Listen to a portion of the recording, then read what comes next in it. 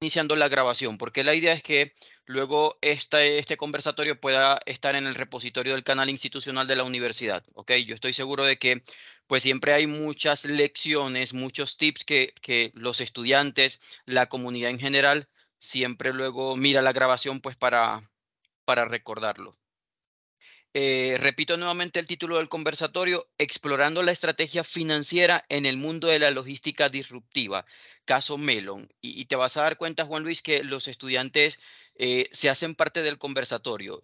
De hecho, yo te mencionaba y siempre le menciono a los invitados, la idea no es una conferencia, no es una clase magistral, es un conversatorio y no necesariamente vamos a hacer la sesión de preguntas y respuestas al final. Tú puedes estar comentándonos algún aspecto asociado a la planeación financiera y Ana Carolina, Daniela, cualquier estudiante de la maestría en finanzas, levanta la manito y yo le doy la palabra en ese momento para que entonces hagan la pregunta correspondiente. ¿Listo? Perfecto, entendido, buenísimo así. Bueno, sí, la idea es eso, crear un espacio ameno, un espacio poco protocolar. Yo digo poco estructurado, pero es para que uno se sienta parte del conversatorio. Así que bueno, Juan Luis, nuevamente bienvenido, súper contento. Creo que de la información que me gustaría compartir con las personas asociadas a tu formación académica, experiencia profesional, pues es que eres egresado de la universidad. Así que creo que eso es un orgullo, pues en mi caso como director del MBA y para todas las personas que de alguna u otra forma somos parte de la Universidad EIA. Así que ahora sí te doy la palabra para que te presentes. Bueno, no, muchas gracias, Moisés, y muy de acuerdo pues con la estructura del conversatorio, muy bueno que podamos interactuar todos y pues en la medida de lo posible las dudas que tengan, si yo puedo resolvérselas, fabuloso. Entonces, pues no, muy bacano. A ver, les cuento un poquito. Yo soy egresado de la escuela, soy egresado del 2010 y he pasado, digamos, por diferentes experiencias, ya pues laboralmente hablando. Trabajé inicialmente en Cementos Argos, ahí estuve cerca de 7 años, 6, 7 años, digamos, en equipos de procesos y full finanzas también, pues, tesorería, planeación financiera, etcétera. De ahí pasé a un joint venture de Bancolombia con Cementos Argos, perdón, con una procesadora de transacciones a nivel mundial que se llama First Data y era como una fintech en ese entonces, no se oía tanto ese nombre, pero era básicamente una fintech. Y después pasé a banca de inversión, Bancolombia. Entonces, pues he estado, digamos, como en todos esos mundos, como en el mundo de la tecnología, en el mundo del sector real y en el mundo del sector, pues digamos, financiero, en banca de inversión particularmente. Digamos que es como un poquito mi recorrido. Soy CFA, pues que es esta certificación internacional financiera eh, también.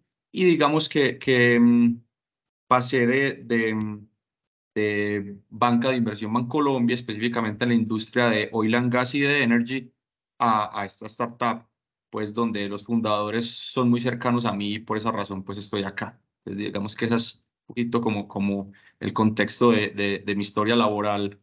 Y bueno, soy egresado de Ingeniería Administrativa de la escuela. Ok, súper Juan Luis, súper claro y pues nos encanta que hayas estado en diferentes sectores industriales porque incluso cuando vayas a responder una pregunta no necesariamente tiene que ser dentro del marco de Melon, sino también cuando hayas tenido experiencia en alguna de estas otras empresas. Y fíjate que eh, nosotros nos sentimos súper contentos de tenerte es por la experiencia de Melon. Generalmente nosotros podemos hacer conversatorios con las empresas que tradicionalmente conocemos, son empresas estructuradas, pertenecientes al GEA, Grupo Argos, Nutresa, Grupo Bios, Bancolombia, pero qué bueno también conocer qué están haciendo las empresas a través de los modelos de negocios emergentes, como son el caso de las startups. Así que nos encanta la razón de ser ustedes y es porque, como bien leemos allí en su página web, ustedes ayudan a las pymes en su última milla. Pero si quieres, nos cuentas tú mejor qué hace Melon para que las personas que están acá conectadas, estudiantes de la universidad, público en general, podamos entender cuál es su razón de ser y así nos contextualizamos para iniciar el conversatorio. Perfecto, listo. Entonces, a ver, Melon es una empresa de fulfillment. Fulfillment es como un subsector de la logística donde nos encargamos de el almacenamiento, el alistamiento, el empaque y el transporte de los productos de los e-commerce, ¿cierto? Nosotros nos conectamos a las plataformas de venta de los e-commerce. Entonces, cada vez que un e-commerce vende, a nosotros nos llega la orden a nuestras bodegas, nosotros la listamos, la empacamos y la transportamos a través de terceros, ¿cierto? Digamos que nosotros somos muy livianos en activos, ni las motos ni los carros son nuestros, todos son conexiones que tenemos con las principales paqueteras y empresas de mensajería en los países donde estamos, y digamos que las bodegas tampoco son nuestras. Entonces somos muy livianos en activos y eso nos permite pues crecer pues, o escalar más fácil sin necesidad de muchos recursos, ¿cierto? Entonces ese es el modelo. Hoy por hoy estamos muy enfocados en logística, digamos que ese es nuestro core, pero somos una empresa de tecnología con gran parte de su personal, desarrolladores de software, cloud engineers, producto, etcétera, que nos permiten ir sacando nuevos negocios más allá del fulfillment, ¿cierto? Pues negocios adyacentes que nos ayudan a desbloquear valor, ¿cierto? Y que terminan siendo soluciones adicionales a nuestros clientes. Entonces, eso es Melon. Nosotros empezamos en operaciones en Colombia en el 2020 y en México en el 2021. En esas dos geografías estamos. Ok, muy bien, súper claro, Juan Luis.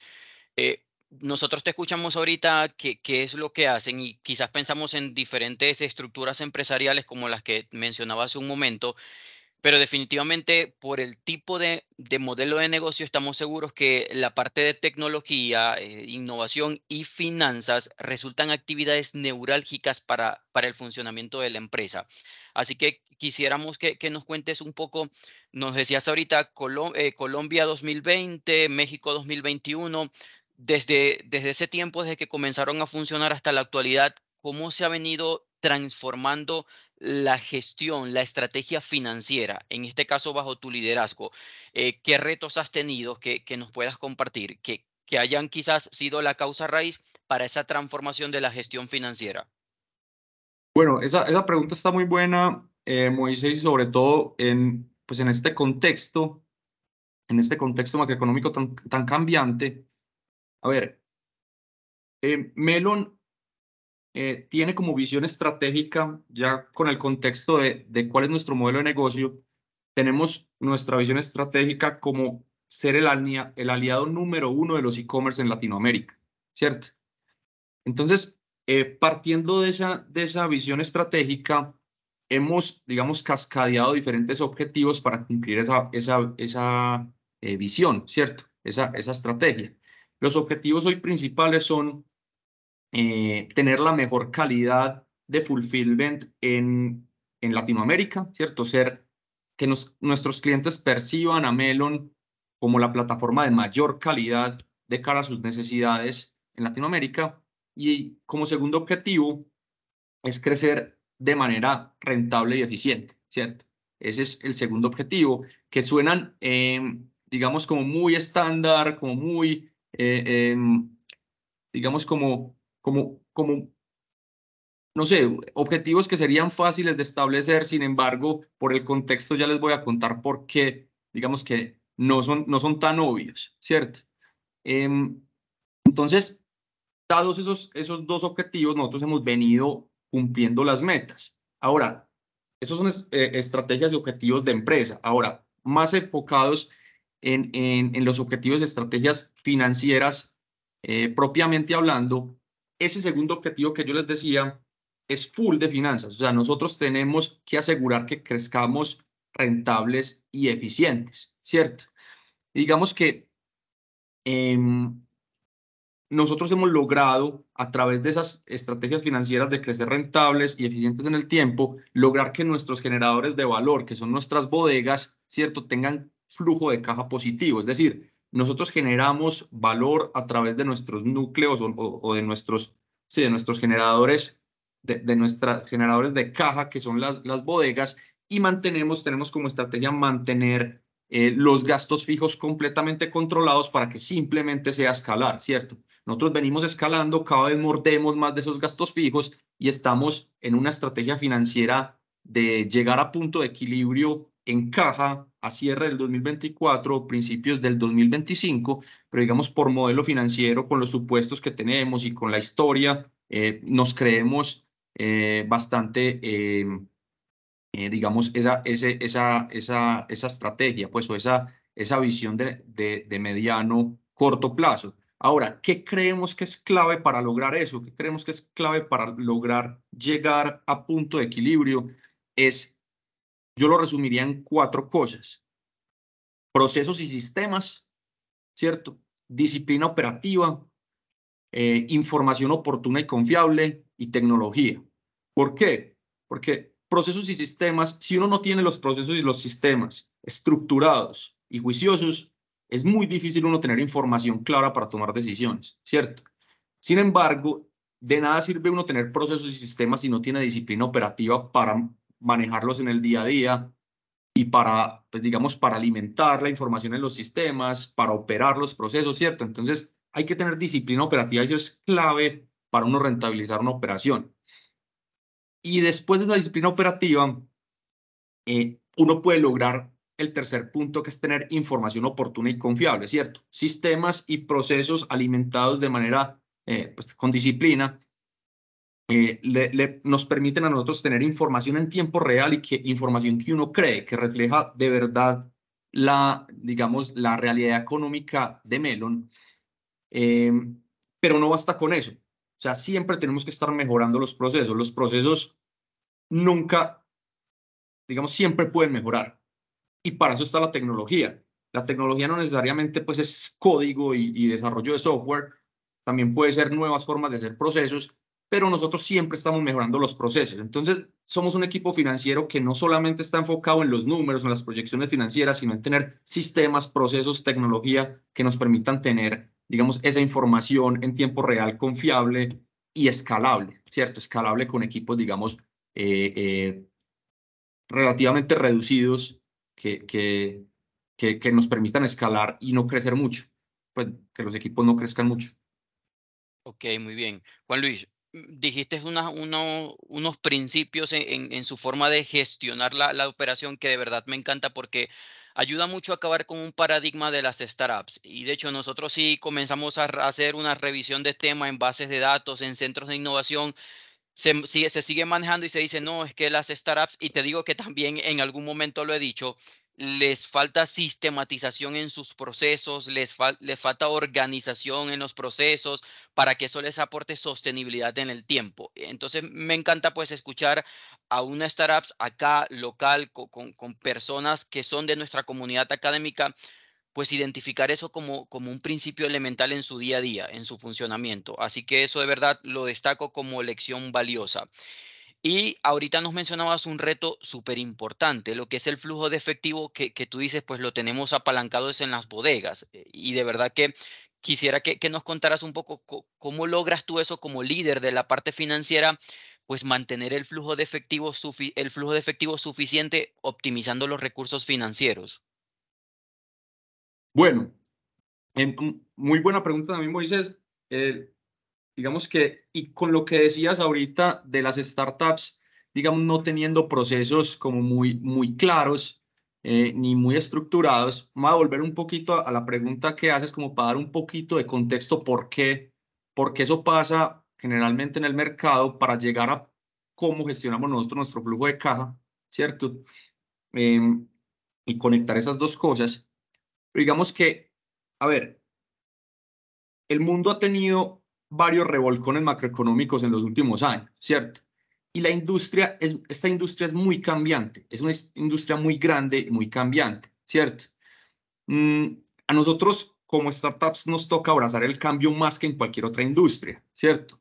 Si uno mira una startup 3 años atrás, 2 años atrás, es completamente diferente a lo que es hoy, ¿cierto? Inclusive uno la puede ver 3, 6 meses atrás y es muy diferente también. O sea, el corto plazo para nosotros es largo plazo realmente. Entonces, a ver, las estrategias de una empresa como estas tienen que ser cambiantes y eso no es ajeno a las estrategias financieras dentro de las empresas. Entonces, ¿por qué las startups no tienen, digamos, esos procesos muy bien estructurados? Vean que muchas salieron en pandemia o inclusive antes de pandemia, ¿cierto? ¿Cuáles eran las características del mundo en plena pandemia? Había una alta liquidez en Estados Unidos, pues y en general en el mundo, pero principalmente en Estados Unidos, pues que es el país que más potencia este mercado, esta industria, porque Estados Unidos tenía una política monetaria fiscal expansiva. Entonces, recuerden que después del 2008, Estados Unidos tenía tasas de interés en cero, ¿cierto? Su política monetaria expansiva. Y al mismo tiempo tenía una política fiscal en plena pandemia expansiva, porque recuerden que todo el mundo encerrado, las empresas quebrándose, y el gobierno de Estados Unidos, como muchos otros gobiernos, empezaron a dar como un estilo de subsidios. Entonces se llenó de liquidez el mercado, ¿cierto? Entonces había liquidez por todas partes y tasas de interés muy bajo, había mucho dinero para asignación a empresas de riesgo. ¿Por qué? Porque con tasas de interés bajo, pues el costo de capital se vuelve muy bajo y entonces la asignación de recursos en el mundo se vuelve, pues la aversión al riesgo baja y entonces hay muchos más recursos para industrias como las de nosotros, que son riesgosas, de alto crecimiento, pero de alto riesgo también. Entonces había muchos recursos. Entonces el mandato de los fondos detrás de nosotros era básicamente crezca, ¿cierto? Crezca exponencialmente. De hecho, en alguna reunión nos decían, la ecuación es muy simple. Cantidad de vendedores igual a cantidad de ventas. Así de simple. Entonces, pues, y yo como financiero, para mí eso era, digamos, bien complejo y sobre todo porque yo soy, pues, financiero, como les contaba ahorita, formado pues como en industrias más tradicionales. Entonces, pues para mí eso no hacía muy sentido, pero el mercado con tanta liquidez lo exigía, ¿cierto? Y finalmente, pues nosotros tenemos un deber fiduciario con nuestros accionistas, nuestros inversionistas, y, y pues eso era lo que había que hacer simplemente para crecer y para volvernos atractivo para levantar capital futuro. Entonces, eso pasó y bueno, lo que ya sabemos todos, con esas políticas monetarias y fiscales expansivas, pues se vino altas inflaciones. Entonces, ¿qué hacen los bancos centrales? Suben tasas de interés, que es lo que estamos viviendo hoy, ¿cierto? Entonces sube el costo de capital, sube la aversión al riesgo, entonces ya hay muchos menos asignación de capital para empresas de riesgo. Ya digamos que los fondos o la asignación de capital a nivel mundial se enfoca mucho más en activos de bajo riesgo, como, no sé, utilities, como empresas anticíclicas, eh, etcétera, pues como algunos commodities, algunas monedas, ¿cierto? Y ya no hay tantos recursos para startups. Entonces, los fondos enfocados en startups, que son los VCs se vuelven mucho más selectivos. Entonces ya no le prestan cualquiera, pues ya no invierten en cualquiera. Ya básicamente lo que hacen es, ustedes no solamente pueden crecer exponencialmente, sino que tienen que crecer exponencialmente y rentables. Entonces imagínense ese doble reto. Hay que crecer mucho y hay que crecer de manera rentable. Entonces, eso es hacer malabares con un montón de cosas al mismo tiempo y lo vuelve mucho más complejo, ¿cierto? Entonces, nosotros, a ver, desde el punto de vista financiero y ya atando con la pregunta que hacías, pues digamos que dándote un poco de contexto, Moisés, sobre por qué las startups son así como medio locas en sus procesos, es porque había liquidez y un mandato de crecer infinitamente y hoy ya no es así. Y entonces la estrategia financiera ha ido cambiando, digamos propiamente en Melon. ¿Cómo llegamos a gestionar la caja como la gestionamos? Es porque al principio la estrategia financiera era, venga, ya que el mandato no es del todo ser rentables, sino crecer, nosotros tenemos que tener procesos, sistemas de información, como les decía ahorita, eh, digamos, lo más conciliados posible, ¿cierto? A mí me gusta utilizar aquí la analogía del equipo de fútbol. O sea, nosotros éramos defensas y el equipo estaba atacando. Y estábamos atacando y atacando y a nosotros no nos tocaba actuar. Pero nosotros como financieros, pues por lo menos nos manteníamos estirando y calentando para que cuando nos tocara actuar, pues nos llamaran estuviéramos preparados, ¿cierto? Y entonces eso fue lo que hicimos, preparamos los sistemas, la información, todos los modelos financieros, el flujo de caja, la contabilidad, todos los procesos y la tecnología no solamente interna, sino de cara al cliente, para que estuviera preparado. Y ya cuando llegó esta realidad económica, cuando llegó el otro equipo a atacarnos, ya la estrategia cambió. Ya nosotros éramos unos defensas que sí nos tocaba actuar, pero menos mal estábamos calentados y estábamos estirados. Entonces, ¿qué hicimos? Con toda esa información, con todos esos procesos, con todos esos sistemas, todo eso conciliado, actuamos. Entonces sacamos 11 indicadores, logramos identificar 11 indicadores de generación de valor. Los identificamos por medio del modelo financiero, con escenario análisis, ¿cierto? Con análisis de escenarios, con sensibilidades, logramos identificar 11 indicadores y los repartimos por equipos. Entonces, vean, estos tantos son de operaciones, pues de bodegas, estos tantos son de transporte, estos tantos son del equipo de ventas, estos son de servicio al cliente, estos son de expansión, ¿cierto? Y entonces al principio fue súper frustrante. Pues uno cree que este tipo de cosas son muy intuitivas y que uno le va a decir a la gente tenemos que ser rentables, bajen costos y eso de un momento a otro va a empezar a pasar, pero la experiencia es que eso al principio es muy frustrante y es como empezar a hablar un idioma nuevo. O sea, no nos entendemos, no manejamos las mismas expresiones, es inclusive difícil que los equipos entiendan las expresiones, los indicadores, etcétera, etcétera. Entonces al principio nos tocó pivotear las reuniones que hacíamos, los indicadores, pues o más que los indicadores, pues como las metodologías, hasta que eso fue cogiendo tracción y ya finanzas y los equipos de negocio, pues y digamos el negocio en general, hoy por hoy, después de un año más o menos, un poco más, eh, parecemos, yo digo, como un matrimonio de 30 años. O sea, nosotros ya con la mirada nos entendemos casi. O sea, ya ni siquiera tenemos que comunicarnos mucho, ya sabemos muy bien para dónde ir todos. Y entonces eso ha permitido que tanto esa rentabilidad como el flujo de caja nos haya permitido, pues esa gestión de esas dos cosas nos haya permitido elevar nuestro margen de agosto del año pasado a agosto de este año en 75 puntos porcentuales. O sea, imagínense el crecimiento en la rentabilidad. Y eso es a punta de esas cosas, procesos, sistemas, tecnología y después disciplina operativa con los equipos. Excelente, Juan Luis. Súper buena la analogía del equipo de fútbol. Por acá ya iban a preguntar que si era la defensa del Medellín o del Nacional. Ninguna de las dos porque esta es muy buena defensa. Muy bien. Juan Luis, ahorita mencionabas aparte de la tecnología, los retos financieros que nos explicaste muy bien asociados al flujo de efectivo, lo que tiene que ver con la información, que para ustedes es determinante por el tipo de negocio, por el tipo de sector y la actividad a la que se dedican y la propuesta de valor que ofrecen al cliente. La siguiente pregunta, nos encantaría conocer cómo monitorean el mercado, cómo identifican oportunidades que pueden ser de venture capital, de participar en ferias empresariales, expandirse en un mercado, por ejemplo, comenzar en México. ¿Cómo monitorean el mercado?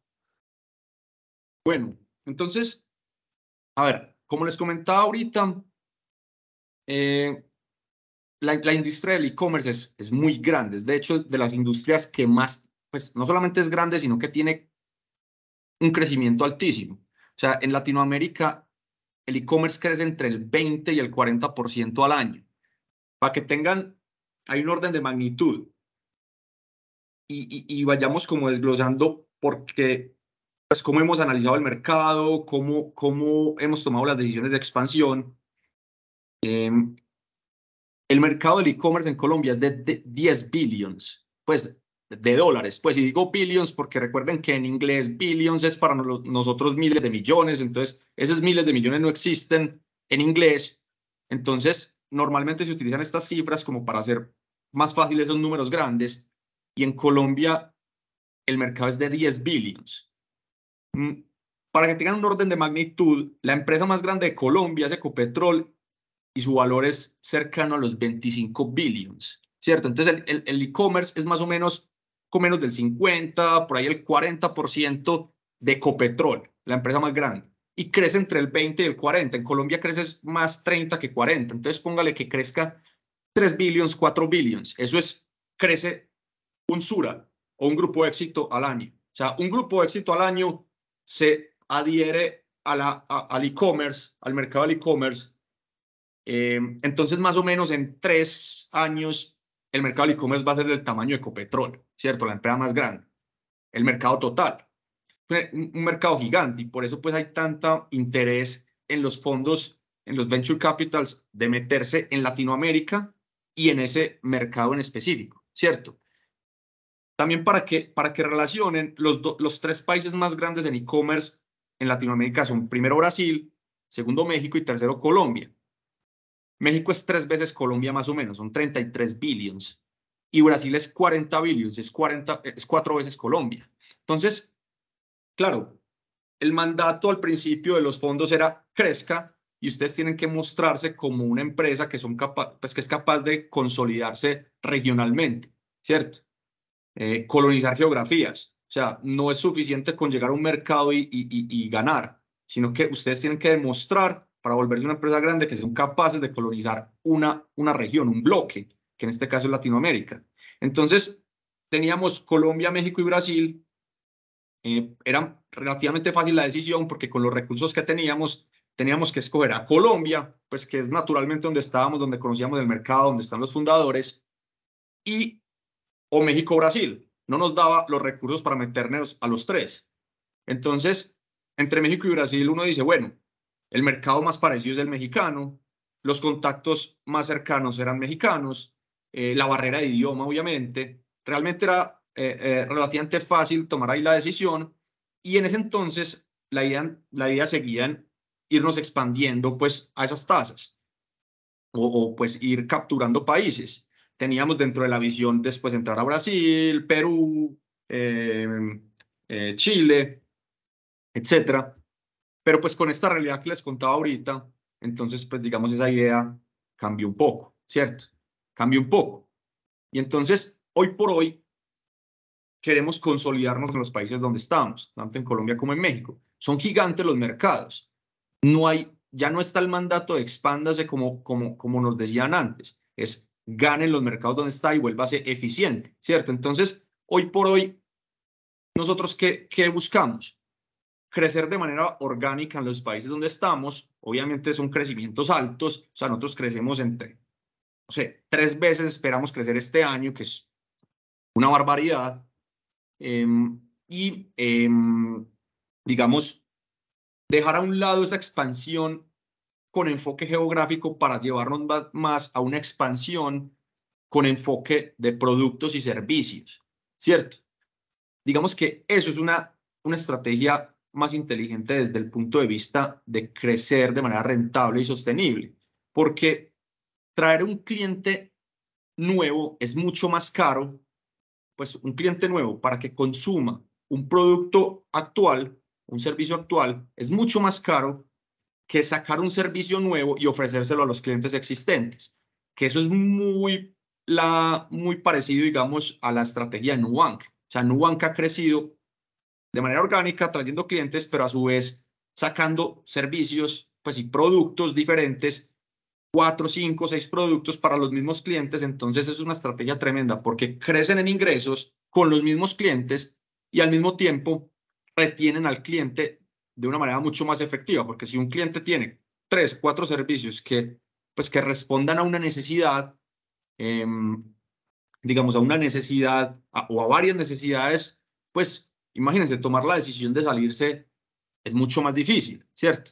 Entonces eso es una estrategia de retención tremenda. Entonces, digamos que en términos de mercados y en estrategia, pues como de crecimiento, pues como recapitulando, nos hemos enfocado en estos 2 países donde estamos, ya no tanto estrategia expansionista en geografía, sino más en producto. Y digamos que para nosotros es realmente fácil entender hacia dónde movernos, porque el mercado nos va hablando y como nosotros somos dueños de nuestros procesos y nuestra tecnología, nosotros nos vamos encaminando hacia donde el mercado nos habla, ¿cierto? Entonces, es realmente fácil. Salen muchos más, pues salen, digamos, en necesidades del cliente, no solamente enfocados en fulfillment, sino que quieren pauta, pues quieren saber pautar, y nosotros tenemos equipo de expertos en e-commerce dentro de Melon que le ayudan a los clientes a pautar de manera más efectiva, a vender más, y entonces empiezan a salir un montón de necesidades. No son los negocios, los e-commerce no saben cómo hacer como el supply chain management, entonces herramientas para que el cliente pueda planear muy bien su cadena de abastecimiento. Entonces, pues digamos que en gran medida nuestra propuesta de valor es que el cliente crezca con nosotros porque pueden llevar sus productos a las diferentes bodegas donde tenemos en México y Colombia. No solamente si es un cliente que vende, por ejemplo, en Medellín, pues porque no vende en Bogotá, vende en Barranquilla, vende en Cali. Pero entonces el cliente nos va a decir, listo, vamos muy bien creyendo con ustedes, pero ¿de dónde sacamos la plata para capital de trabajo? Entonces empiezan a salir temas de financiación y entonces, claro, podemos financiar y nosotros tenemos la información de los clientes, nosotros tenemos, digamos, inventarios, tenemos crecimiento, tenemos historial de pagos de la factura de Melon que es grande en su estado de resultados. Entonces, tenemos formas de sacar motor de riesgos de crédito interesantes para montar un negocio de lending. Entonces empiezan a salir como todo este tipo de cosas, pero basadas en las necesidades propias del cliente, ¿cierto? Entonces el mismo cliente es el que nos va marcando la parada. Muy bien, Juan Luis. La compañera Ana Carolina, creo que tenía una pregunta, Ana Carolina. Sí, buenas noches, ¿cómo estás, Juan? Hola, Ana Tenía una Carolina. pregunta, te me adelantaste porque precisamente la duda era cómo habían tomado la decisión entre México y Brasil, ya esa quedó pues como resuelta, pero ya que nos mencionabas como que están en esa disposición, en esa búsqueda constante de acaparar todas las necesidades nuevas que tienen los clientes, justo en el curso que estamos viendo con el profesor Moisés, estamos tratando el tema de ecosistemas. Esa metodología, esa forma de ver más allá de competencia, maneras de integración precisamente para dar como un alcance mayor a los productos pues, y los servicios que ofrecemos. Conozco muy poquito del sector pues como en el que trabajas y que nos estás describiendo, entonces te quería preguntar cómo es el tema de la competencia. Nos dices que son mercados muy grandes y sí, esas cifras son enormes. Son muchas las empresas que se dedican, cómo es la competencia, están dispuestas como al tema de hacer alianzas estratégicas, ecosistemas, en fin. Listo, perfecto. No, muchas gracias, Ana Carolina, por la pregunta. A ver, la competencia de nosotros es relativamente menor en este momento, aunque van entrando jugadores constantemente al mercado, porque pues el mercado, como les comentaba, es grande y entonces pues simplemente eso atrae a jugadores y muy buenos. Entonces, digamos, en Colombia y en México teníamos un par de competidores, no todos con la misma visión, solo hay uno que particularmente comparte como una visión muy similar a la de Melon y es que es fulfillment. Pues no, nosotros no hacemos última milla, o sea, nosotros tercerizamos todo eso, nosotros no tenemos motos, carros, como mencionaba ahorita.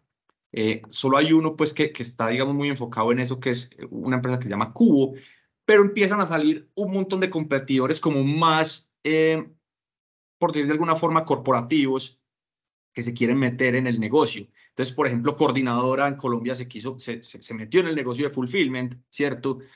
Eh, y, y entonces, pues, eso prende alarmas. Es como un grande en la logística que lleva ya mucho tiempo, se va a meter. Sin embargo, ellos, eh, por ejemplo, transportan a través de su transporte, ¿cierto? Ellos no, pues, estarían canibalizando su negocio si abren, pues, digamos, el abanico de posibilidades para sus clientes, para todos los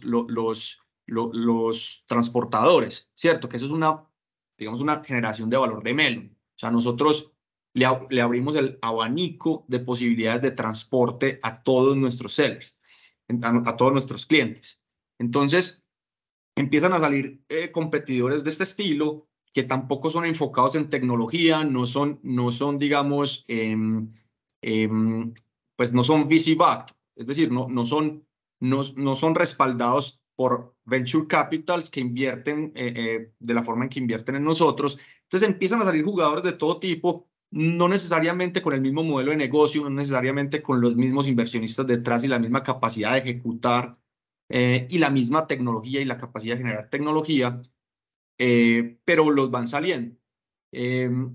Por ejemplo, competidores que uno podría decir que están en el mercado, Amazon y Mercado Libre, ¿cierto? De hecho, Amazon y Mercado Libre se metieron en fulfillment. Entonces ellos ya les dicen a sus clientes, venga, tráiganme el inventario de ustedes y vendan a través de nosotros, ¿cierto? Pero entonces lo que pasa ahí es que el cliente solo puede vender a través de ellos. O sea, si el cliente lleva los inventarios a Amazon, solamente puede vender a través del marketplace de Amazon.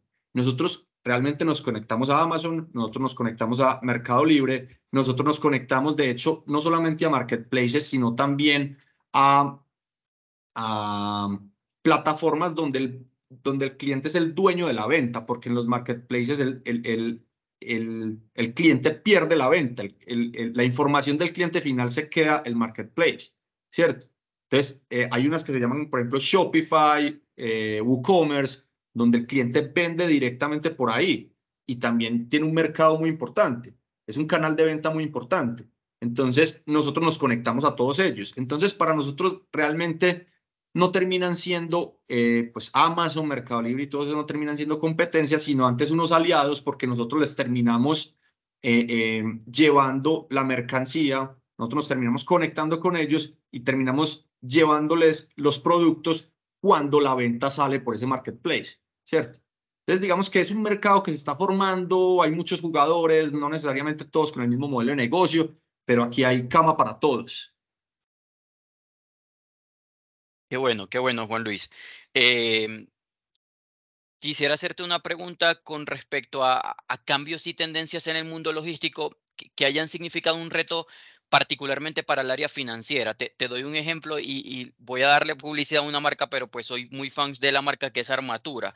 Y yo me doy cuenta que Armatura, quizás hace 2 años yo compraba una prenda y me decían, me llegaban 4 días, incluso 3 días acá en Medellín, porque ellos tienen la sede en Bogotá, pero ahora no, ahora te ofrecen en Medellín pues a veces el mismo día, máximo al siguiente día temprano está acá. Entonces yo digo, pues eso es un reto, pero es para Melon, no para Armatura, porque ellos, claro, están mejorando su propuesta, nos están ofreciendo inmediatez, pero me pongo a pensar en los retos para ustedes desde el punto de vista operativo en la bodega. Entonces quería preguntarte a nivel general, ¿qué cambios o tendencias en el mundo logístico han significado una transformación para tu estrategia financiera?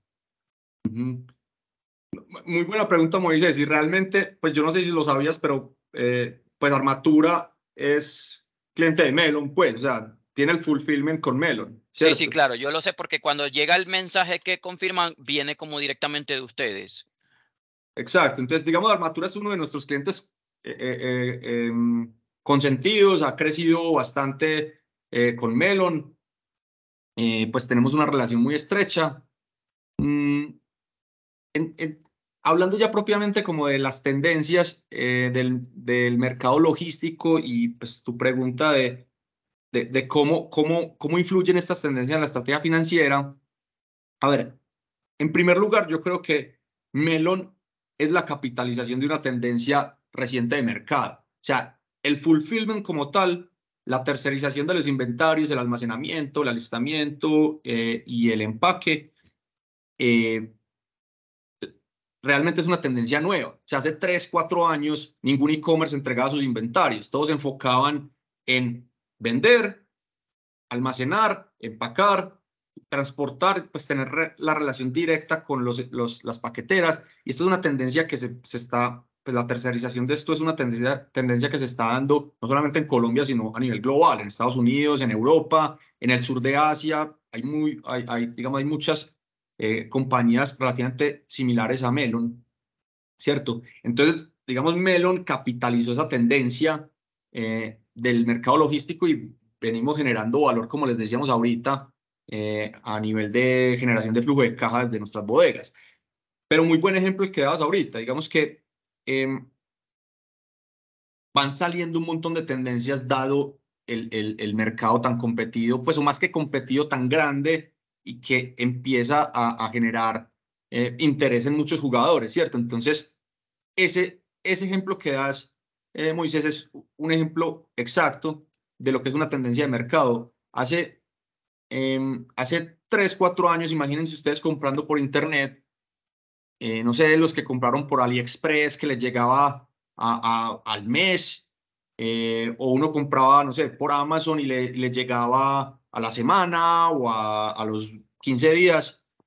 Hoy por hoy, el mercado se ha vuelto tan exigente que un cliente exige que el producto le llegue el mismo día. O sea, uno puede comprar unas aretas, unos zapatos, una camisa por la mañana y le llega por la tarde. O sea, eso es una generación de valor increíble para el consumidor y, digamos, esa es otra de las tendencias que nosotros capitalizamos y generamos valor a través de ella porque finalmente el cliente está dispuesto a pagar más por eso y no necesariamente eso es más costoso para nosotros. O sea, es simplemente tener procesos y sistemas enfocados en poder proveer al cliente con esa promesa de entrega. De hecho, hace un par de semanas salió una noticia en Bloomberg que mencionaba que Amazon está en Estados Unidos enfocando sus bodegas específicamente para entregas mismo día. O sea, bodegas solamente enfocadas en mismo día y otras bodegas para entregas estándar, 2 días, 3 días, etcétera. O sea, los procesos y los sistemas para mismo día pueden llegar a ser muy diferentes de los otros, ¿cierto? Y es casi que un modelo de negocio completamente diferente. Entonces, esa es una tendencia de mercado que también hemos capitalizado. Hay otra tendencia que se me ocurre acá, que es digamos, en Colombia y en México, los pagos contra entrega son muy comunes. Eso en Estados Unidos y en países desarrollados no es común, pues es impensable.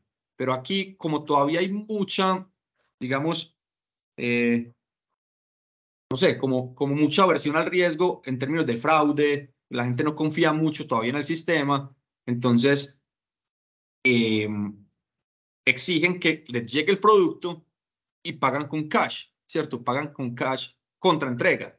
Y eso también genera un montón de valor, porque no solamente la logística del producto, sino la logística del dinero.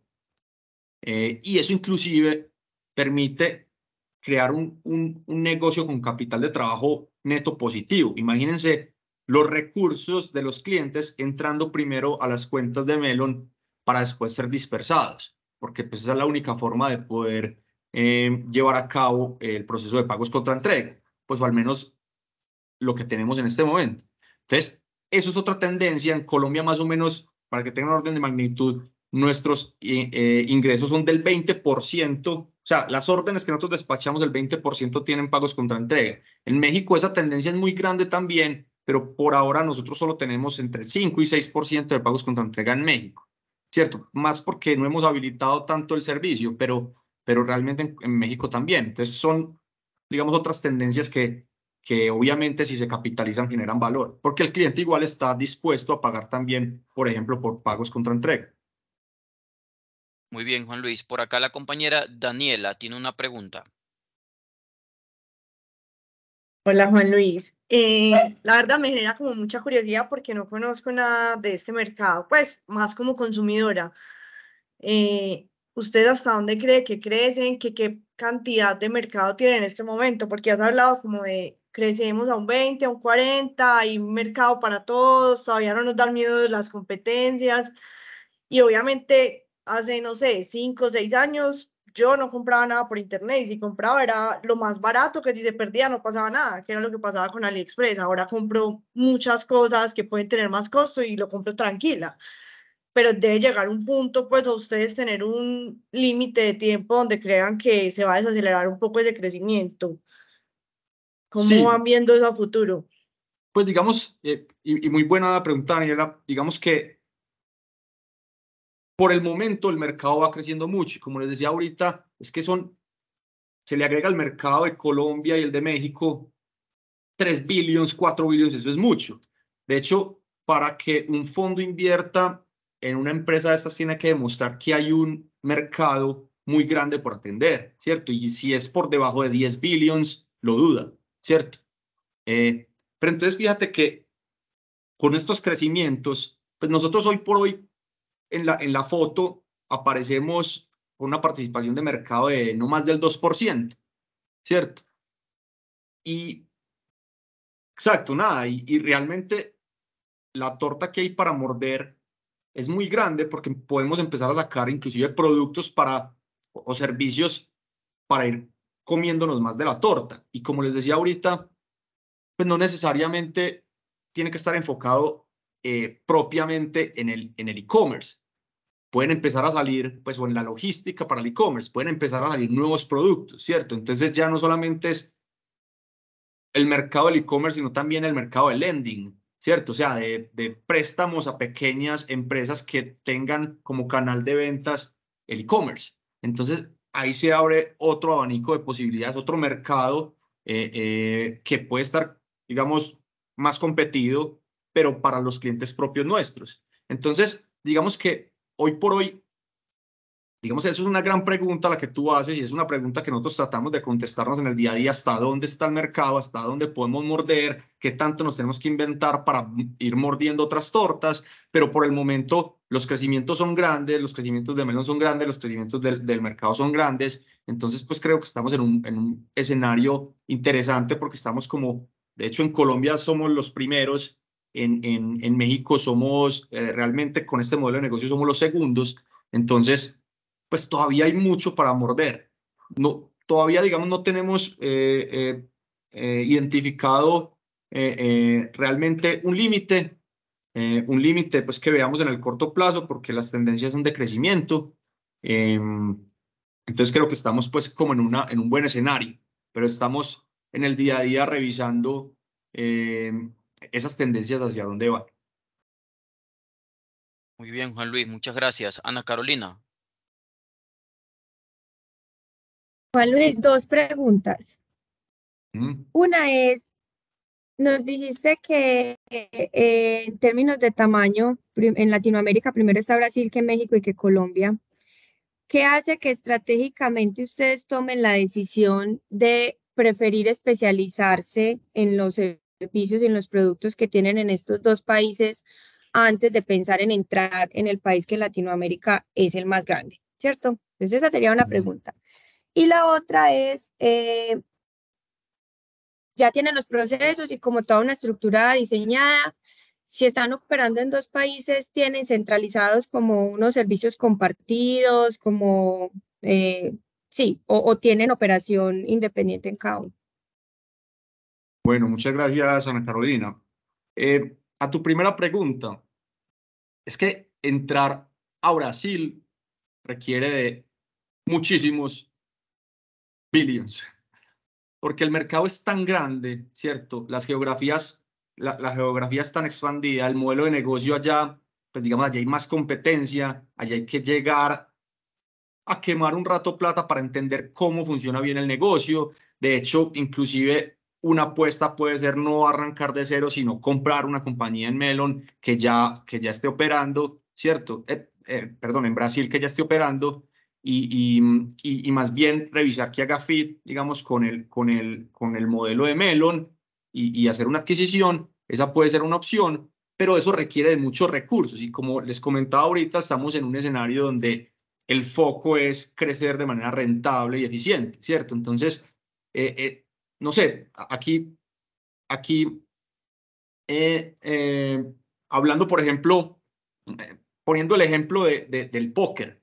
O sea, cuando uno está jugando póker, uno tiene unas apuestas, digamos, unas apuestas mínimas que tiene que ir haciendo. Si uno tiene una cantidad de fichas grande, uno se le tira cualquier apuesta mínima, por bueno o malo que tenga el juego. Hoy por hoy, todas las empresas en general en la industria tienen pocas fichas, ¿cierto? Entonces, cada vez que le llega la apuesta, tiene que pensarlo muy bien si se tira o no. Y en este caso, yo creo que ese es un buen ejemplo para uno decir, la asignación de recursos de Melon y de cualquier empresa en esta industria, pues se parece mucho a eso, a ese ejemplo. Todo el mundo está con fichas pequeñas, con poquitas fichas. Entonces, cada apuesta tiene que ser muy bien pensada y no se pueden tirar como locos a colonizar nuevas geografías. Entonces, hoy por hoy, nuestra decisión es de mantenernos en los países donde estamos, colonizarnos y volvernos rentables, y sobre todo porque son mercados que ya conocemos. Y Ana Carolina, tú no te imaginas las diferencias que hay entre una geografía y otra. Y no solamente como modelos de negocio. Uno dice, venga, vamos a replicar lo que hicimos acá en México. Son mundos completamente diferentes, a pesar de que sean e-commerce, de que sean fulfillment, son súper diferentes. Y no solamente los modelos de negocio cambian un montón y uno tiene que aprenderlos. El capital humano es completamente diferente. Uno piensa que nosotros y los mexicanos somos muy parecidos. Somos diametralmente diferentes. Entonces, ahora, ¿cómo será uno entrar a una compañía, entrar a una geografía donde el modelo de negocio probablemente es mucho más diferente y digamos, el capital humano también, ¿cierto? Y son características que uno solamente las va identificando si trabaja con ellos en el día a día, ¿cierto? Ahora métele la complejidad del idioma. Entonces, pues realmente yo creo que para uno entrar a una geografía como Brasil, tiene que estar en una situación macroeconómica, digamos, pues, digamos, mucho más, digamos, de más bonanza. Y bueno, y tu segunda pregunta sobre qué productos, ¿me recuerdas cuál era la pregunta? Sobre si tenían como definida una estructura de pronto de servicios compartidos, como esas áreas comunes para los dos países. Sí, sí, realmente sí. Y no es que las vayamos planeando, sino que eso va saliendo en el día a día. Y como nosotros somos dueños de nuestros procesos y nuestra tecnología, entonces nosotros vamos viendo qué es mejor centralizarlo, qué es mejor localizarlo. Entonces, por ejemplo, hoy por hoy, nosotros hemos sufrido como cualquier startup en servicio al cliente y ya hemos ido mejorando nuestros procesos y hoy por hoy le respondemos mucho mejor al cliente. Ya tenemos unos procesos y unos sistemas que funcionan muy bien, desarrollados por nosotros mismos y entonces los replicamos en México. Les hacemos las localizaciones, dependiendo del modelo de negocio, pero lo replicamos allá. Entonces, centralizamos esa gestión. Hay personas que se encargan de hablar directamente con el cliente en cada país por temas como de, no sé, idiosincrasia, idioma, pues o más que idioma, como jerga, pues porque para un mexicano es mejor que lo atienda un mexicano, colombiano es mejor que lo atienda un colombiano, pues se sienten más tranquilos. Entonces, se opera de esa forma, pero digamos el negocio o las prácticas de negocio salen de nuestra tecnología centralizada y desde nuestros aprendizajes centralizados. Pues, por ejemplo, servicio al cliente es centralizado y eso lo podríamos meter como dentro de servicios compartidos y así va saliendo todo. O sea, nosotros vamos identificando cómo funciona mejor el proceso, si centralizado o localizado por país, y así vamos estructurando los procesos y los sistemas para que fluya. Otro ejemplo puede ser la tesorería. La tesorería sí necesariamente tiene que ser localizada, ¿cierto? Son relaciones con bancos en cada país, procesos muy diferentes, pues gestión de caja, digamos, un poco más diferente que no es tan fácil centralizarlo, al menos la relación con bancos y la gestión de la tesorería como tal.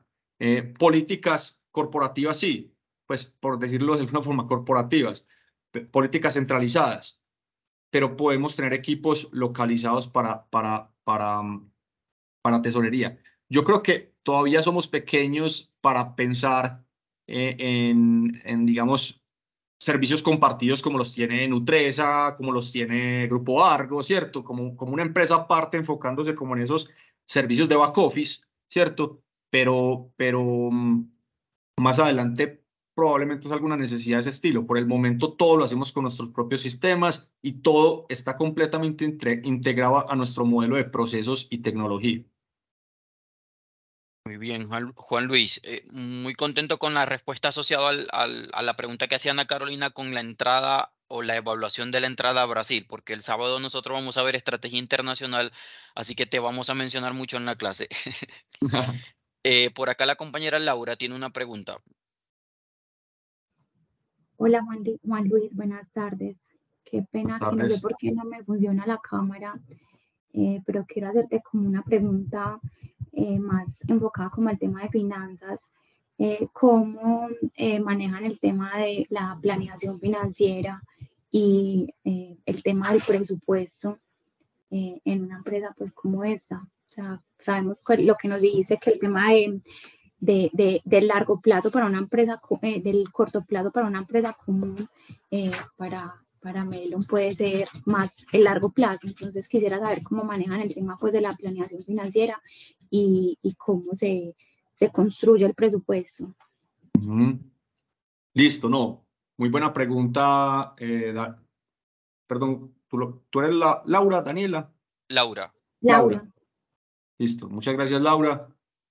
Entonces, a ver, nosotros estamos obsesionados, pues, o al menos el equipo financiero está obsesionado con la generación de caja, ¿cierto? Primero con la rentabilidad, como les mencioné ahorita, con esas 11 palancas de rentabilidad, pero la rentabilidad no es suficiente, o sea, la rentabilidad hay que traducirla en caja, ¿cierto? O sea, esa utilidad neta, esas utilidades que uno ve en el estado de resultados, rentabilidades muy bonitas, pero si no se traducen en caja, no hacemos nada, ¿cierto? Y digamos que la diferencia entre eso, pues, capital de trabajo y CAPEX, hay que gestionarlo muy bien para que realmente ese estado de resultados se convierta en flujo de caja, ¿cierto? Entonces, estamos obsesionados con la caja. Nosotros tenemos desde hace buen tiempo un reporte diario de flujo de caja. O sea, nosotros sabemos el perfil de ingresos y de egresos diario, tanto en México como en Colombia, y lo consolidamos para saber por dónde se están yendo nuestros recursos y cómo están llegando nuestros recursos. Y al mismo tiempo estamos obsesionados con la tecnología. Entonces, en el equipo financiero. Entonces, por ejemplo, el equipo de cartera. Nosotros no tenemos un equipo de cartera.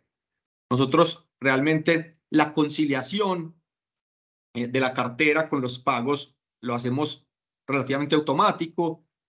Comunicación con cliente lo hacemos relativamente automático. El neteo de saldos a favor y saldos en contra también. Entonces, vamos teniendo como equipos livianos para los procesos que tenemos. Entonces, tenemos, digamos, estamos obsesionados, como les decía ahorita Laura, entonces con temas de sistemas y procesos. Ahora, tenemos un flujo de caja que lo vemos diariamente. Y como les decía ahorita, buscamos conciliar todo para que estemos hablando el mismo idioma y tengamos la realidad financiera en el día a día. Entonces, estuvimos obsesionados cuando estábamos en la banca, en ese equipo de fútbol, estábamos obsesionados con que la contabilidad reflejara la realidad económica. Entonces, en el balance general, esa línea que dice caja y equivalentes, que de verdad reflejara el flujo de caja, ¿cierto? O sea, la posición en bancos. El flujo de caja realmente tiene que estar conciliado en el día a día y tiene que reflejar también la posición en bancos.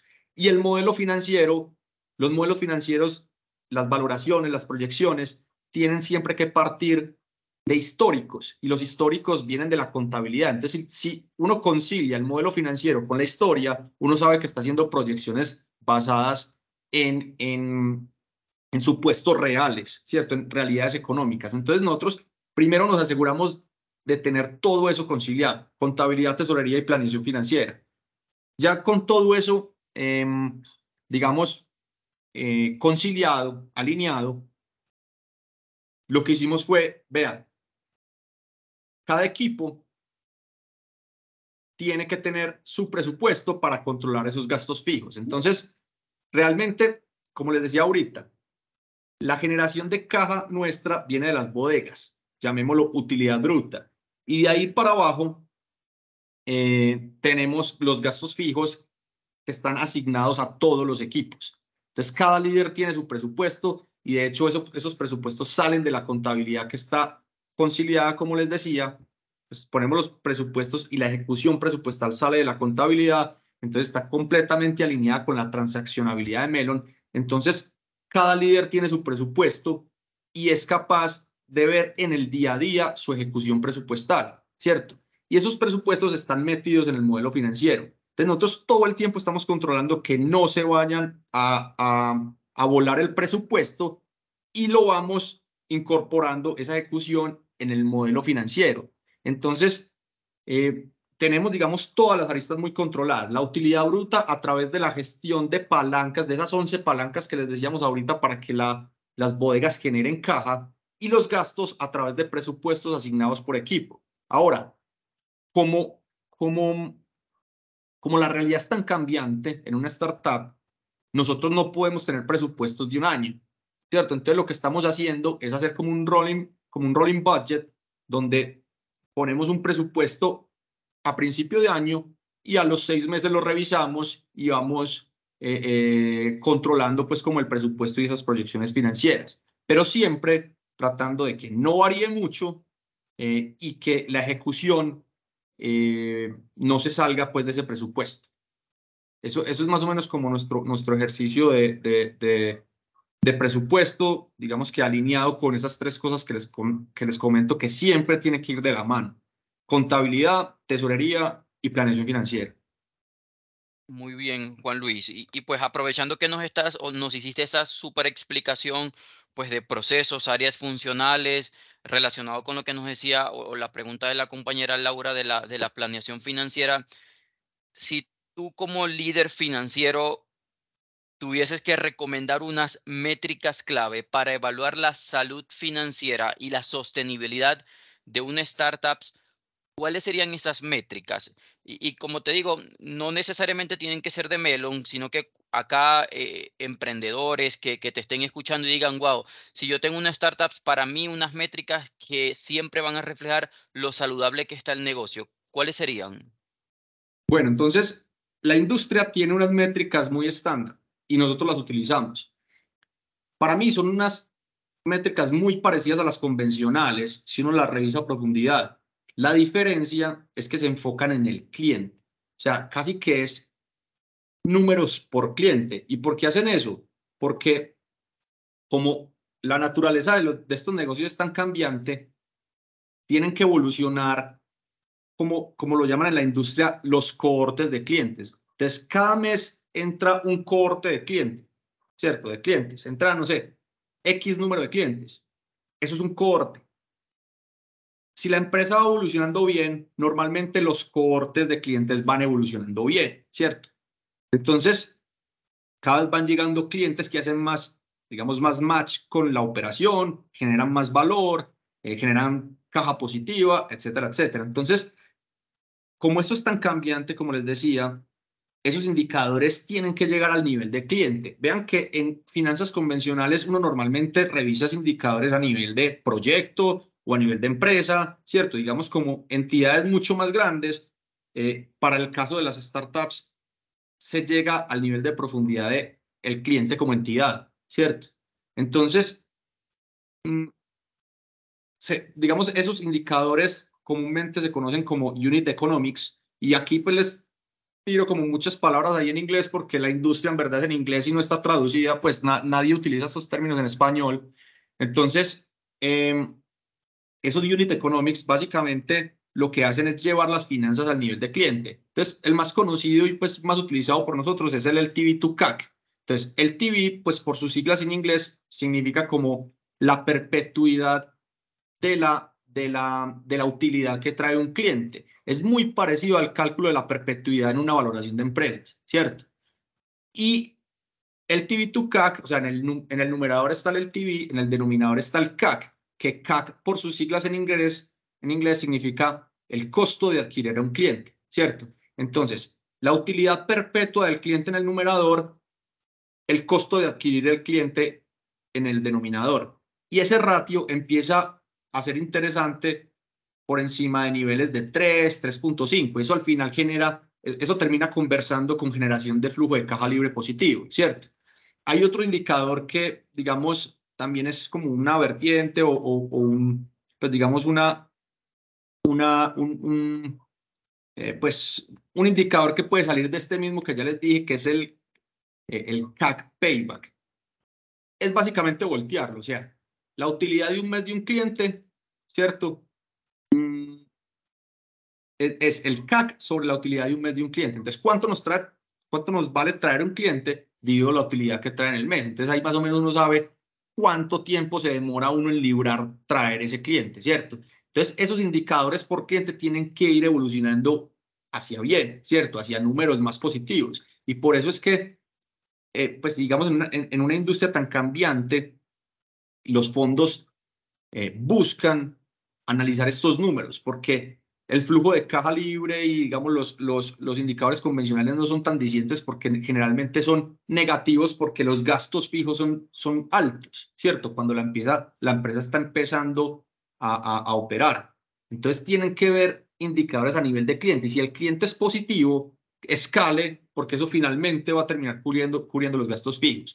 Sin embargo, pues esos son indicadores de la industria, pero pues yo los mezclo con los indicadores comunes financieros, ¿cierto? Entonces, pues yo no dejo de revisar en el día a día todos los indicadores del estado de resultados, pues digamos los indicadores de rentabilidad, ni los indicadores de balance, pues los de capital de trabajo, ni la combinación de los dos, pues que son las rotaciones. O sea, nosotros todo el tiempo estamos revisando eso y estamos pues en el día a día proyectándolos, gestionándolos, asignándolos a los equipos, poniendo objetivos sobre ellos, pero pues particularmente en la industria tenemos esos indicadores financieros muy enfocados al cliente como entidad.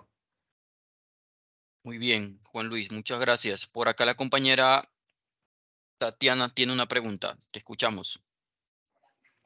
Juan, buenas noches, mucho gusto, Tatiana.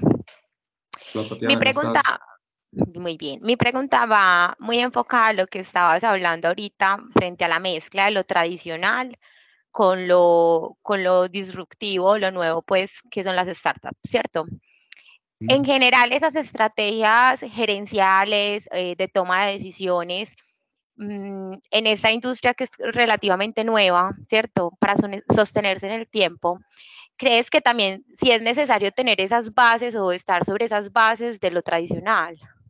Sí, absolutamente. O sea, absolutamente yo soy pues financiero más vieja guardia porque pues yo realmente, como les decía ahorita, estoy formado en la industria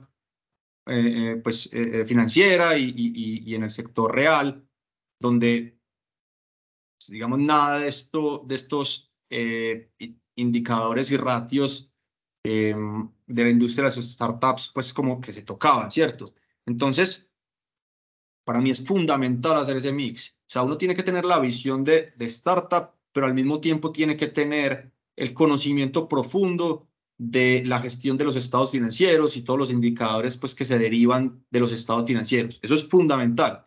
Y eso, digamos que una buena gestión de eso, una buena gestión de las rentabilidades, como les hablaba ahorita, de las 11 palancas de rentabilidades, una buena gestión del capital de trabajo. Entonces, traducir esa rentabilidad en caja, una buena gestión de las decisiones de expansión y la utilización de CAPEX es fundamental para que la caja no se vaya. O sea, uno tiene que tener una formación financiera muy juiciosa para asegurar que la caja no se vaya y que la empresa sea sostenible económicamente en el tiempo, ¿cierto?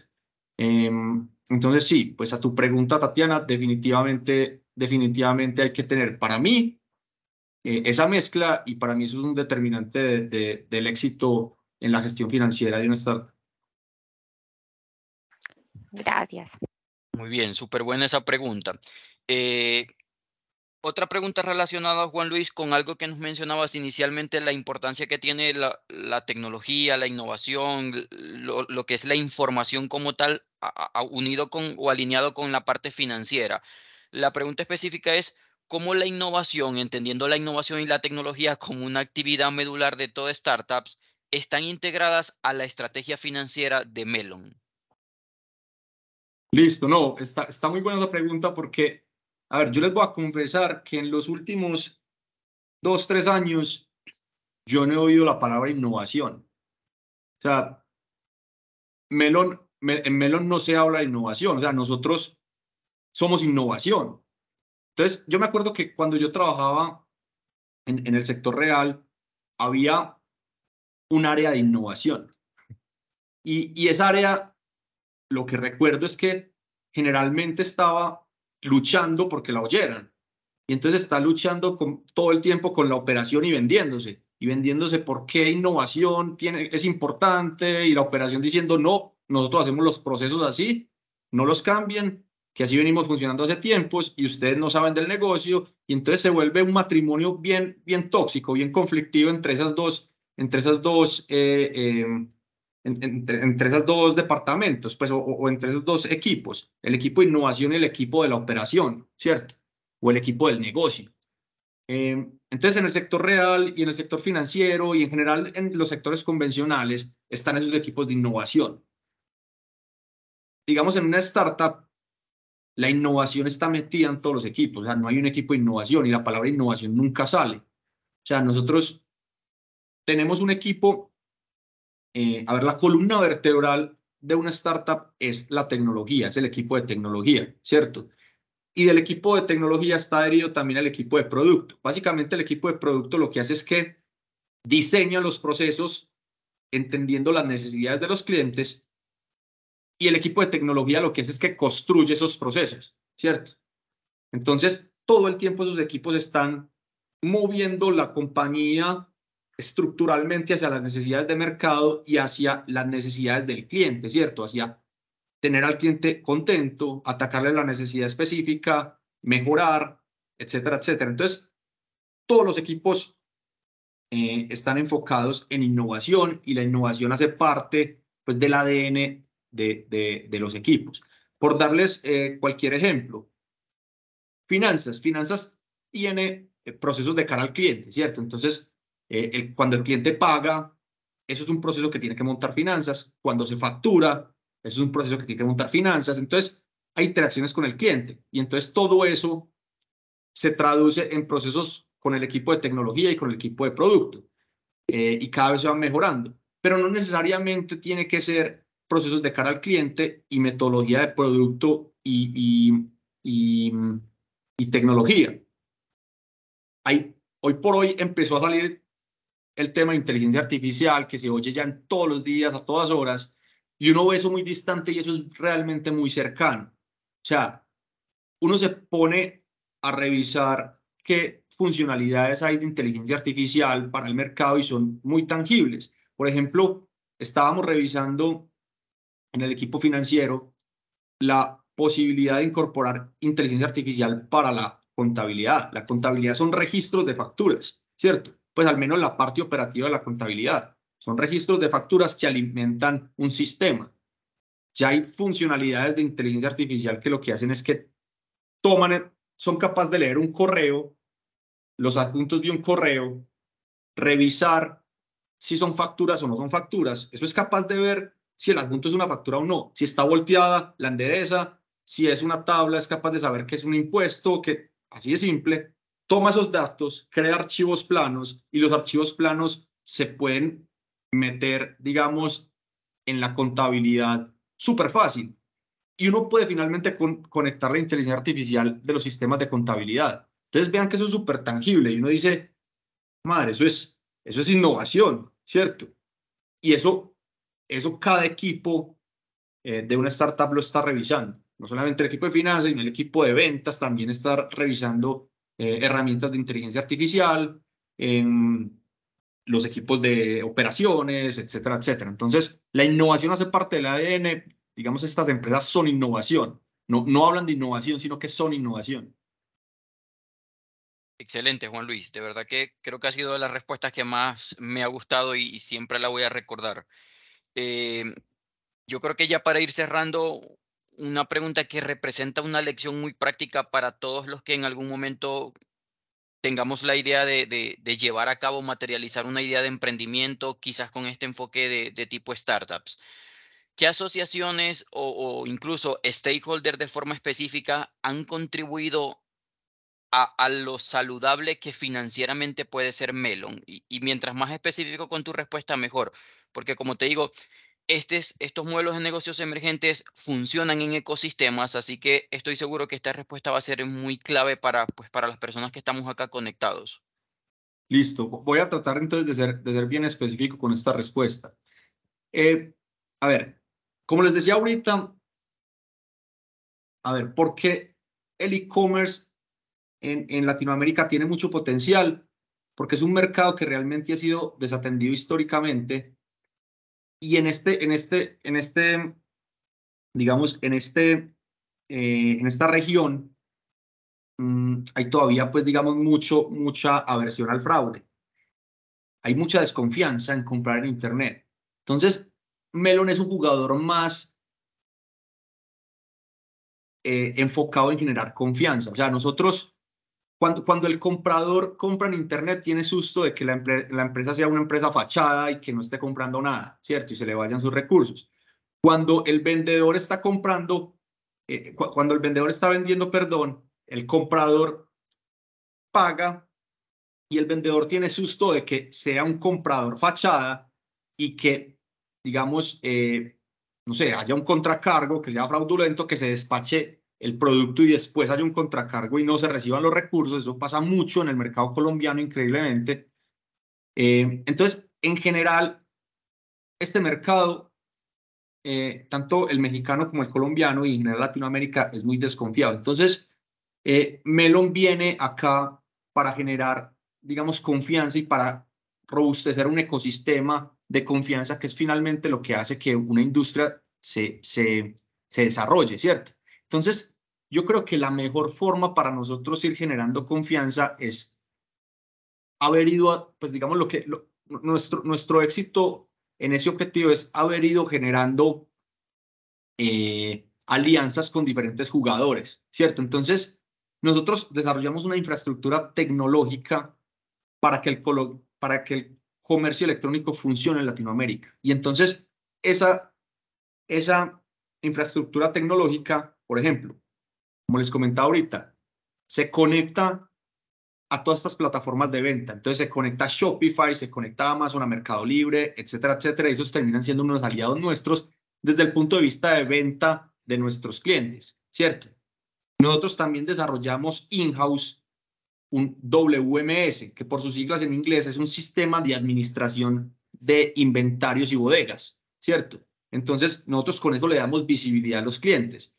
Y también desarrollamos un TMS, que de nuevo por sus siglas en inglés es un sistema de administración del transporte. Entonces, nosotros nos conectamos a todas las paqueteras y a las empresas de mensajería, ¿cierto? Entonces, detrás de nuestros sistemas hay matrices que incluyen precios, incluyen rutas, y nosotros somos capaces de traernos toda esa información del mercado y sacar cuál es la mejor ruta Medellín, Pitalito, Huila, ¿cierto? No es lo mismo con coordinadora que con, no sé, que con TCC, que con Servientrega, que con mensajeros urbanos, etcétera, etcétera. Entonces, hemos hecho alianzas a través de nuestra tecnología con Amazon, con Mercado Libre, con Shopify.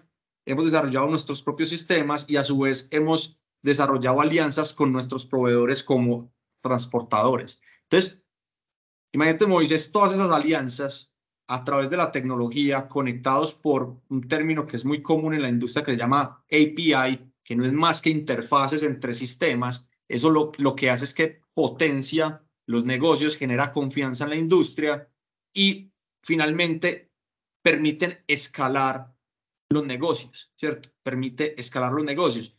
Y una vez los negocios se van escalando, pues empiezan a desbloquear valor y empiezan a permitir a las empresas tener poder de negociación, mejorar negociaciones con proveedores, alcanzar mejores márgenes, mejores rentabilidades. Entonces, para responderte esa pregunta, las alianzas más importantes que yo creo que nosotros hemos hecho es alianzas tecnológicas con proveedores como transportadores y mensajeros.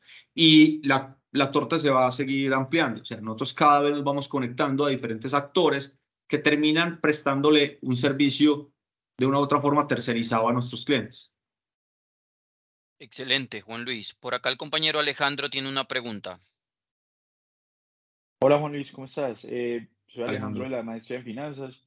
Qué pena, si ya lo preguntaron, es que me tuve que desconectar como 15 minutos, entonces no sé si lo preguntaron en ese momento, pero una startup, o sea, ustedes como Melon, ¿cómo funcionan las rondas de inversión? ¿Cuánto tiempo dura como el dinero, la valoración de la startup? O sea, ¿cómo es como esa parte? Bueno, no, muy buena pregunta. Y esa pregunta no la habíamos hecho. Entonces, a ver, detrás de una startup, digamos, de la industria de la tecnología, los fondos especializados en esta industria son los VCs, pues, o los Venture Capitals, ¿cierto? Esos Venture Capitals se enfocan en crecimiento y en tecnología, ¿cierto? En esas dos cosas. Si una empresa tiene altos crecimientos y está soportada en tecnología, en su propia tecnología, los VCs invierten, ¿cierto? Entonces, esos son los fondos. Ahora, hay una cantidad de series, hay una cantidad de series en la industria. Entonces, al principio, una empresa cuando tiene, una startup cuando simplemente tiene una idea y todavía no ha creado un mínimo producto viable, pide capital, pero de family and friends, ¿cierto? Y de un mercado que es relativamente grande en Latinoamérica, que son ángeles inversionistas. Entonces, digamos que son family and friends, pues, por su nombre es claro lo que es.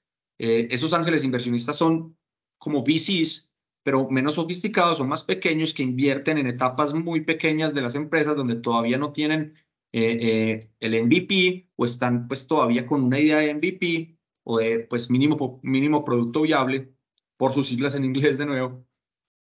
Y entonces invierten rondas cercanas a pues, por menos de $1 millón entre todos, ¿cierto? La primera ronda generalmente, el seed, que llaman seed o pre-seed, es por menos de $1 millón. Muchas empresas son de $500.000, $600.000, $1 millón. Las más grandes han logrado levantar, o las que más bien les ha ido, han logrado levantar $2 millones. Sin embargo, Alejandro, todo esto es información mediados del 2022, porque hoy por hoy los mercados están relativamente aporreados y levantar capitales es muy diferente a como era antes, ¿cierto? Hoy por hoy, de nuevo con escenarios de tasas de interés tan altos, pues, ¿cierto? Entonces, así es la primera etapa, Family and Friends y Ángeles. Después, la empresa tiene que probar que ese producto que inventó se puede vender y tiene mercado, ¿cierto? Entonces, cuando ese producto empieza a generar ingresos, empieza a desbloquear otra serie que puede ser la serie A. Y ahí ya sí, en la serie A entran VCs, generalmente entran fondos un poquito más grandes con tickets más grandes. Pre-2022 los tickets estaban más o menos para una serie A, pues igual el margen, pues digamos la desviación estándar de los tickets es bien grande, pero podían ser tickets entre $5 millones y $25 millones, ¿cierto? 25 hasta $30 millones. Había una que otra por ahí, un outlier que levantó $100 millones, pues, pero pues que era esta que se llama Joker. Joker levantó como $100 millones en la serie A, pues eso es un outlier, eso es muy raro en ese entonces. Pero en la serie A normalmente pues oscilaba entre tickets de 5 y 25, $30 millones. Ya después, para pasar de la serie A a la serie B, las empresas no solamente tenían que vender, sino que tenían que mostrar que habían entrado a un mercado y son completamente escalables y van ganando en el mercado, ¿cierto? O sea, que escalan, ya ni siquiera es tanto como probar el producto. En la serie A sí se aceptan muchos ajustes, pues cambios de visiones como más abruptos. Ya en la serie B no. En la serie B es como, con el producto que tiene ya tiene que crecer y ganarse el mercado por completo, ¿cierto? Y la serie B en ese momento oscilaba en tickets entre, no sé, $20 millones. Ese sí, digamos, el rango era mucho mayor. Entre $20 millones las más pequeñas hasta $100 millones, ¿cierto? Y así sucesivamente. Entonces ya después llegaban la serie C, serie D, serie E, etcétera, que ojalá no llegaran a series tan grandes, porque pues una empresa no debería necesitar tanto capital para operar, ¿cierto? Debería, si es lo suficientemente, pues si el modelo de negocio es bueno, si es lo suficientemente juiciosa, si sus procesos se administran bien, pues va a empezar a generar caja rápidamente y no necesita que le inviertan billions, ¿cierto? Entonces, eso es más o menos como la estructura de las series en la industria de las startups, pues en el sector de las startups, siempre o generalmente pues respaldados por VCs o inclusive también se ven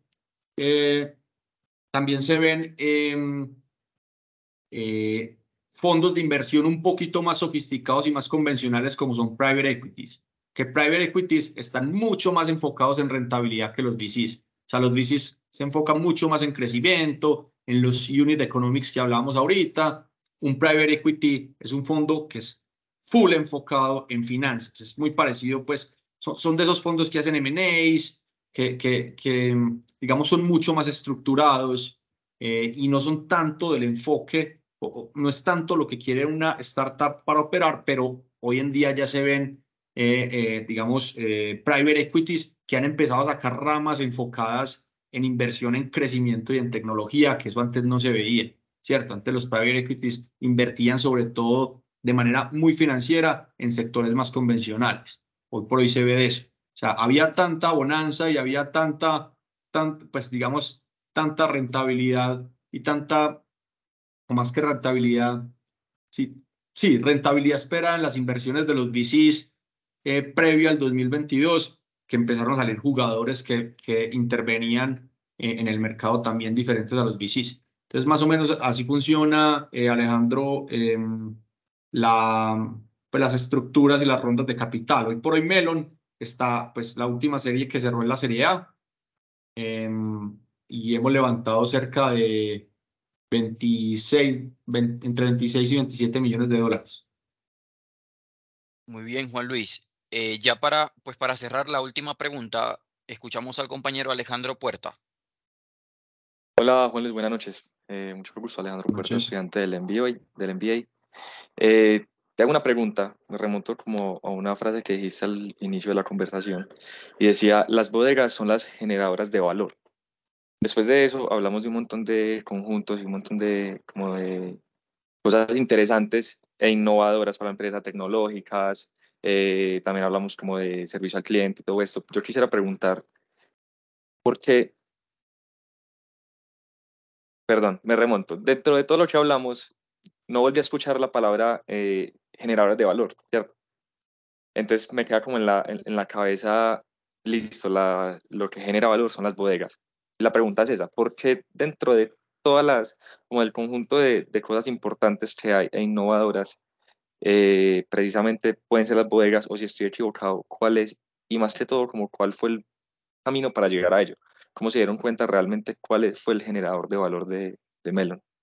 Sí, pues buen punto, Alejandro. A ver, cuando yo hablaba de generador de valor me refería en ese punto específicamente a generadores de valor de flujo de caja, pues desde el punto de vista financiero. O sea, hoy por hoy, digamos, esas células generadoras de caja en Melon son las bodegas, porque finalmente en las bodegas es donde está todo el servicio de fulfillment, ¿cierto? Sin embargo, generadores de valor de Melon como compañía, yo diría que el principal o nuestra propuesta de valor principal para el cliente es que el cliente crezca, ¿cierto? Nosotros, a ver, Melon lo que busca es que un e-commerce, si tiene una buena idea, ¿cierto? Y si tiene un tamaño específico, y si tiene potencial, y si vemos que tiene potencial, ese e-commerce entra a Melon y tiene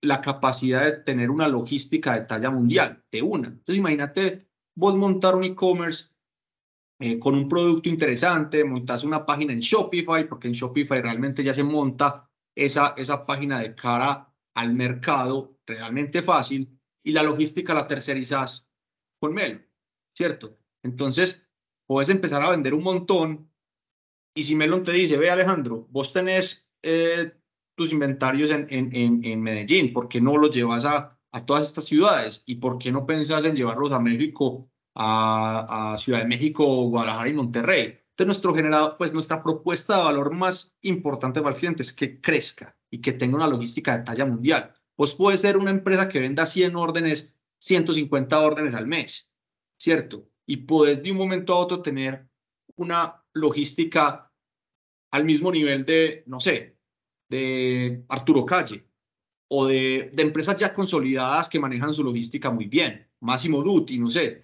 Entonces, Armatura hoy empezó siendo una empresa pequeña y hoy en día ha crecido un montón y digamos su modelo de negocio es full e-commerce, tercerizando toda la logística y puede competir al nivel de un Arturo Calle en capacidad logística, ¿cierto? Sí, digamos, en logística de talla mundial. Puede tener entrega mismo día hábil en Barranquilla, Cali, Bogotá y Barranquilla, Cali, Bogotá y Medellín, ¿cierto?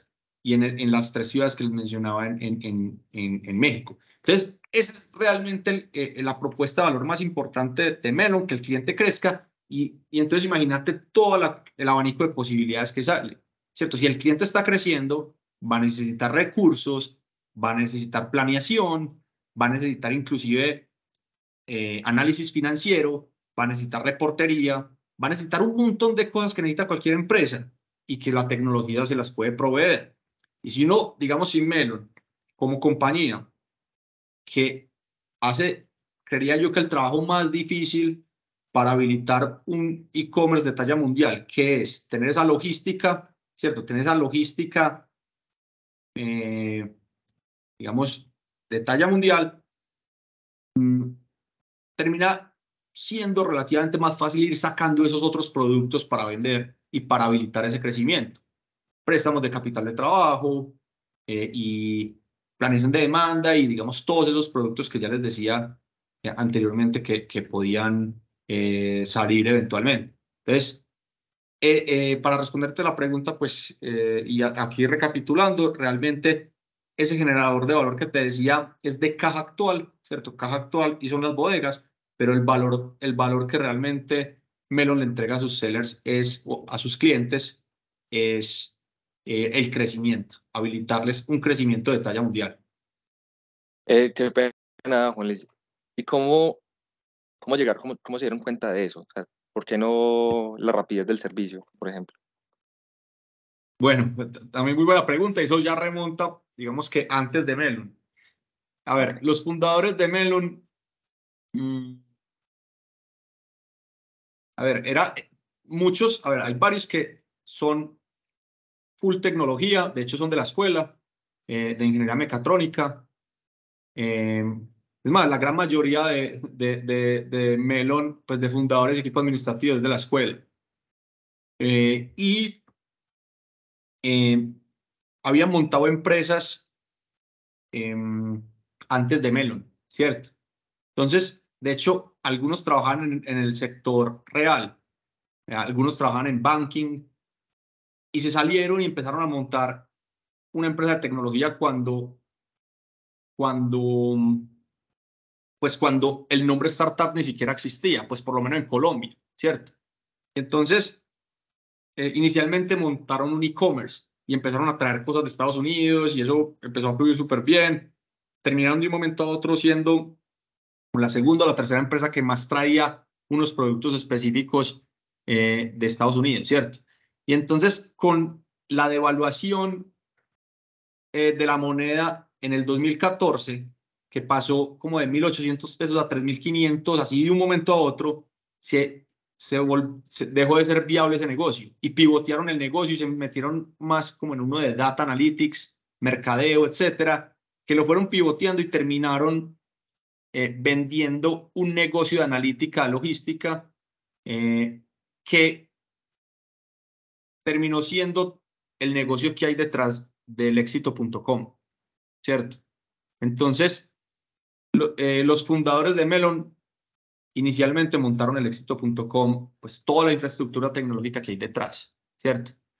Digamos, a raíz de la pandemia y digamos, la potenciada, pues, digamos, sí, el potencial que se activó en el negocio del e-commerce por parte del éxito, los fundadores terminaron negociando el contrato con ellos y salieron y dijeron, venga, ¿por qué no montamos esta misma infraestructura tecnológica, pero para todo el mercado? O sea, si el éxito.com logró empezar a conectarse con transportadores, a enviar pedidos rápidamente, ¿por qué no hacemos eso, pero para todo el mercado? ¿Cierto? Y de ahí, de esa experiencia, montando esa empresa y pivoteándola muchas veces, salió Melon y pues ya la historia es la que conté hoy. Ya se montó esa empresa. Casualmente uno de los fundadores venía de Harvard.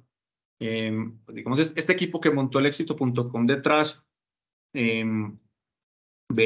estaba trabajando hace rato junto, y llegó uno de los fundadores que estaba haciendo su MBA en Harvard, y venía en ese entonces, pues con ese boom, venía con un fondo ya interesado en invertir, invirtió en la idea, porque pues se veía muy prometedora, y de ahí ya pues es la historia que les conté hoy de todo este negocio. Entonces, pues digamos que te conté toda esa historia, Alejandro, porque pues respondiendo a tu pregunta, ¿cómo se dieron cuenta de qué será el generador de valor? Pues, o cuáles eran los generadores de valor y cómo se montó esta empresa, pues, qué era lo importante para montar esta empresa. Básicamente fue pivoteando un negocio, entendiéndolo y montándolo hasta que salió, ¿cierto? Y eso pues es digamos, la vena que tiene que tener un emprendedor de ser capaz de lanzársele a un mercado y pivotearlo hasta encontrar pues la respuesta. Muy bien, muchas gracias. Muy bien, Juan Luis, muchas gracias. Ya son las 7:41, estamos un poquito pasados del tiempo, pero pues no quería dejar de darle la oportunidad a los compañeros que querían hacerte una pregunta. Entonces, de verdad que súper agradecido, Juan Luis, por el espacio, súper contentos de que pues egresados de la Universidad EIA, ustedes egresaron en la escuela, pero ya somos Universidad EIA, pues estén generando empleo, construyendo país. Así que esperamos verte por allá pronto, ojalá en un aula de clases, en un espacios así como estos, conversando en tantas áreas que ya hay nuevas en la universidad. Así que de verdad, nuevamente, muchas gracias por el espacio en la universidad para servir. Nos encanta tener un acercamiento, un relacionamiento muy cercano, muy directo con la comunidad en general, más con nuestros egresados, o sea, que son los embajadores de nuestra calidad académica y humana. Así que nuevamente, muchas gracias y una feliz noche para todos. Muchas gracias, Moisés. Encantado de participar en esto y muy bueno poder volver a la escuela. ¿Cómo no? Así será pronto. Muchas Bueno, feliz gracias. noche. Hasta luego. Hasta luego. Feliz Hasta noche. luego, Gracias, buenas gracias. noches. Chao. Muchas gracias.